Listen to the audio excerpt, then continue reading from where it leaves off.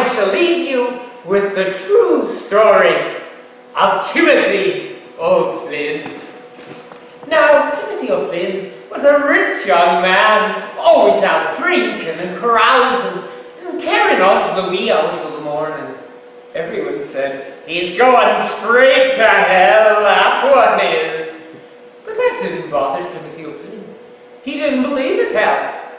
He didn't believe in anything. He didn't believe in the devil, or in the fairy folk, or even in ghosts, which of course every right-thinking person believes in. Well, one fine night, this Timothy O'Flynn was out with a young girl of whom he was particularly fond, when suddenly the poor girl burst into tears, crying, "You got to marry me, Timothy. You just got to. You see, you've gotten me into trouble." Well now, that posed quite a problem for Timothy O'Flynn, for he loved the poor girl dearly, or at least as much as he could love anyone. But he loved his freedom too, and the thought of becoming a husband and a father was something he much rather postpone for as long as possible. So he decided to go out and walk his bed and sort of think things out. Well, he walked, and he walked, and he walked, till he was far from home. And the clock, had there been one to hear, struck 12 midnight. The hour when all reasonable people know that it's pure foolishness to be out and about. And lo, he saw a band of little men coming towards him. The fairy folk, you know. And they were carrying something large and heavy with them. And as they drew near, he could see what it was. A corpse! Now you or I might have run away that very instant. But not Timothy O'Flynn. He didn't move a muscle. Not that he didn't want to run away, but it seemed some terrible invisible force glued him right there to that very spot. "Ah," said one of the little men, "if it isn't Timothy O'Flynn, just the very man we'd be looking for. Ah, Timothy O'Flynn, 'tis a bad life, you lad. And before the devil comes to take you away, we come to offer you one last chance to make amends. So be a good lad and lift that corpse up onto your back." Well, Timothy O'Flynn was quickly starting to reevaluate his whole attitude towards the fairy folk and the devil and hell and the whole kit and caboodle. But no power on earth would compel him to lift that horrible object up onto his back.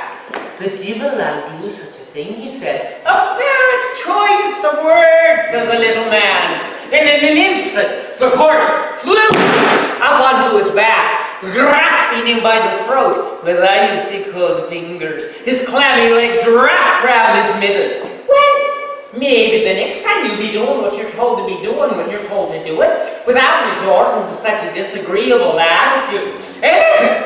Anything, just get that corpse off me back, and I promise you, a changed man I'll be.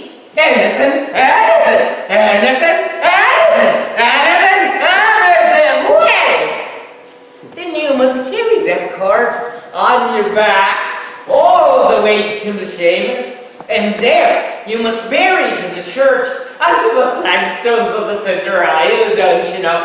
How really? Isn't there some other? But be warned! Maybe you won't be allowed to bury it in the Seamus. Maybe you'll be having to carry it all the way to Carrickadores. Or maybe you'll be having to try to Ronan. Or maybe, just maybe, you'll be having to go all the way to Kilbreda. Kilbreda! Who knows? In which of these places you'll be allowed to lay down your burden. But be further warned, all this must be accomplished before the rising of the sun, for in that very instant the devil himself will grasp you by the legs and pull you down with him into the fiery pit. of hell. Well, Timothy O'Flynn did not need to be told the thing twice, and he ran quickly. As quickly, that is, as one can run with a corpse on his back, towards Temple Chambers. But there was hardly more than a sliver of moon out that night, and poor Timothy O'Flynn stumbled over stones and tripped over hedges and banged his poor head into the leaves of trees. But finally, all bleeding and bruised, he reached Temple Chambers. A high stone wall surrounded the churchyard.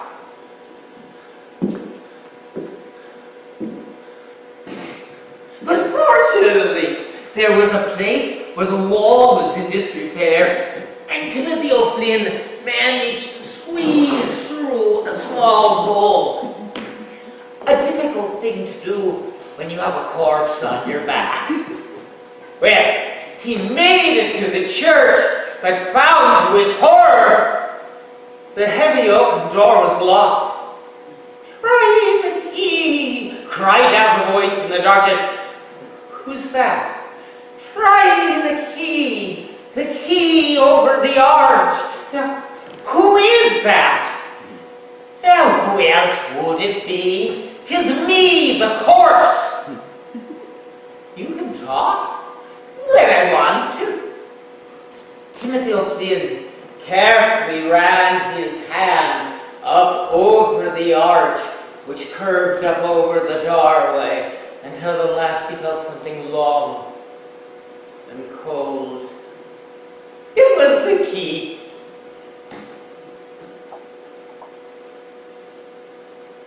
He entered the church, darkness all around him. "Light a candle, for God's sake," said the corpse. And at length, Timothy O'Flynn did find a candle and some matches to boot.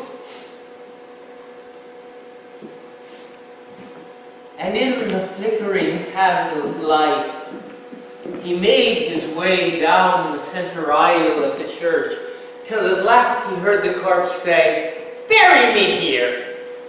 Well, fortunately, there was a spade lying about, and Timothy O'Flynn pried up the flagstones and then dug down deep into the earth below. Now he had reached just about the right depth when from out of the ground rose up another corpse.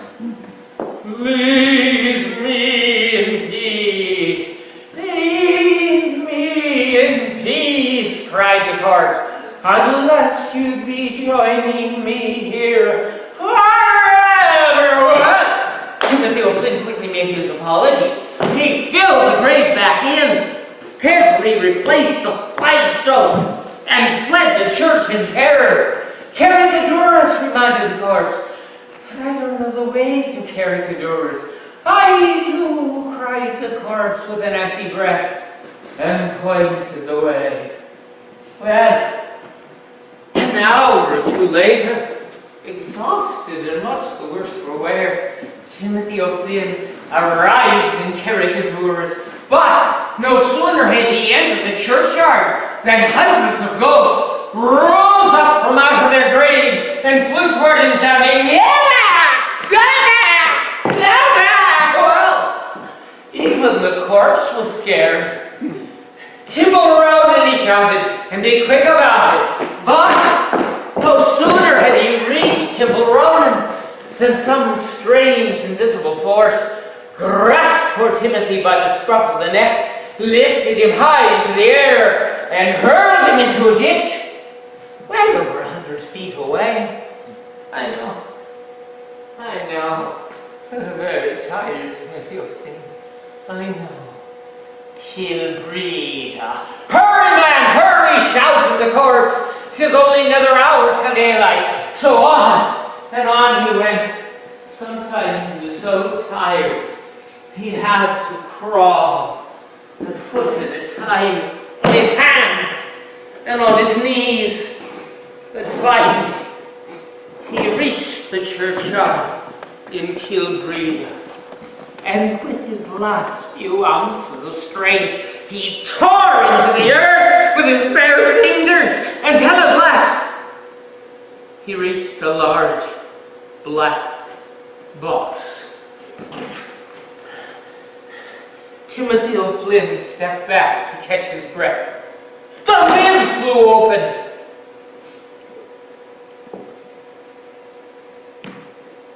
The box was empty. The corpse released his icy grip, gently slid down into the coffin, said, "Thank you ever so much, you've been a good lad," and closed the lid. The first rays of the morning sun gently spilled over the churchyard, and Timothy O'Flynn breathed one long sigh of relief. He'd done it. He'd finished his task in time. Or had he? For he suddenly noticed, for the first time, a large stone standing above the grave, and chiseled upon it was the name Timothy O'Flynn. "No!" he shouted as he felt himself being pulled down into the grave, earth sliding in around him. Oh, he couldn't breathe. All was darkness. And when he awoke, several hours later, he found himself back in his own village, Lyon, on the very spot where he met the little people the night before.